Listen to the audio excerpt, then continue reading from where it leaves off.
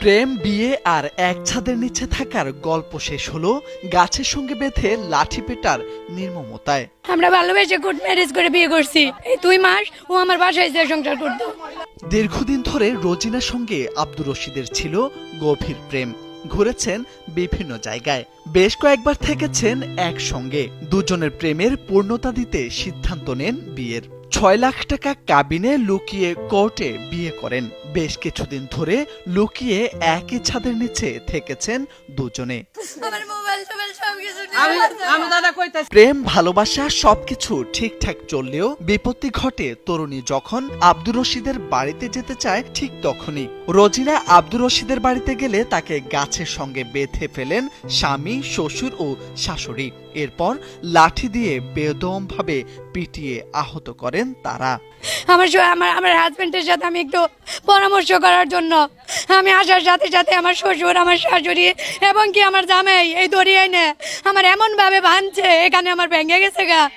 আর আমার শ্বশুর আর আমার শাশুড়ি আর আমার জামাই, এখানে একটা লাঠি ছিল এত বড়, সে লাঠি কঞ্চির, সে লাঠিতে এমন ভাবে বেরিয়েছে, মানে আমার হাড়গুড় সব জোড়া করে পালাইছে।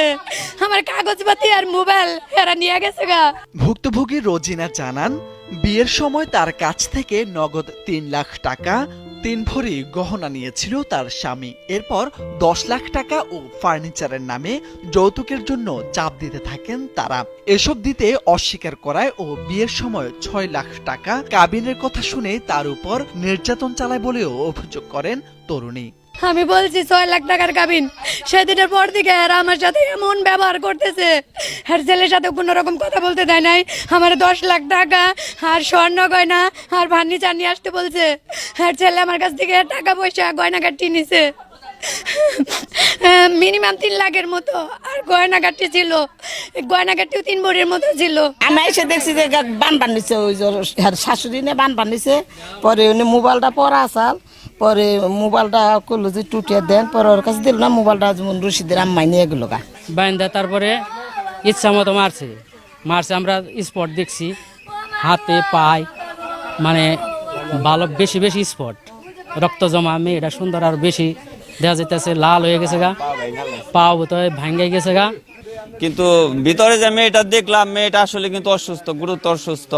তারপরে বলতাছি যে মেয়েটা যদি একটু মেডিকেল এনে চিকিৎসা করতো, পরে আপনি এর যার দোষী যে নির্দোষী এটা জনগণ বুঝতো, বা চেয়ারম্যান মেম্বার অথবা এরা বুঝতো যে জিনিসটা। আর এরকম কীর্তিকলাপ আমি মনে হয় আমার বয়সে এইগুলো এলাকার মধ্যে দেখি নাই। যে ঘটনাটা ঘটে গেছে এরকম পর্যায়ে আমি কোথাও দেখি নাই। আর এরকম আঘাত করেছে একটা মানুষের, এরকম আঘাত করে, এটা মানে আঘাতের মতন আঘাত না, এতটা আঘাত পাইছে মেয়েটা। আর এরকম কীর্তিকলাপ এলাকার মধ্যে যে গোটাই একটা সিস্টেম আছে। যেমন আমাদের দেশে কোনো শান্তির লক্ষ্যে কোনো জিনিসটা বলতে একবারই চলে গেছে নাইকে, শান্তির জিনিসটা একদমই নাই। 25 সেপ্টেম্বর টাঙ্গাইলের সখীপুর উপজেলার হতেয়া রাজাবাড়ি ইউনিয়নের বাজাইল এলাকায় এ ঘটনা ঘটে। ঘটনার একটি ভিডিও সামাজিক যোগাযোগ মাধ্যমে ছড়িয়ে পড়লে নড়ে চড়ে বসে পুলিশ। ভুক্তভোগী তরুণীর বাবা বাদী হয়ে থানায় মামলা করলে 26 সেপ্টেম্বর বিকেলে 3 জনকে গ্রেপ্তার করে পুলিশ।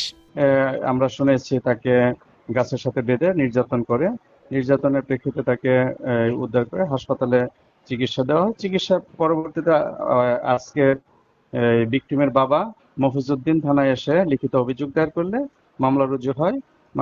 6 জনের বিরুদ্ধে মামলা রুজু হয়। মামলা রুজুর প্রেক্ষিতে আমরা 3 জন আসামিকে গ্রেপ্তার করতে সক্ষম হই।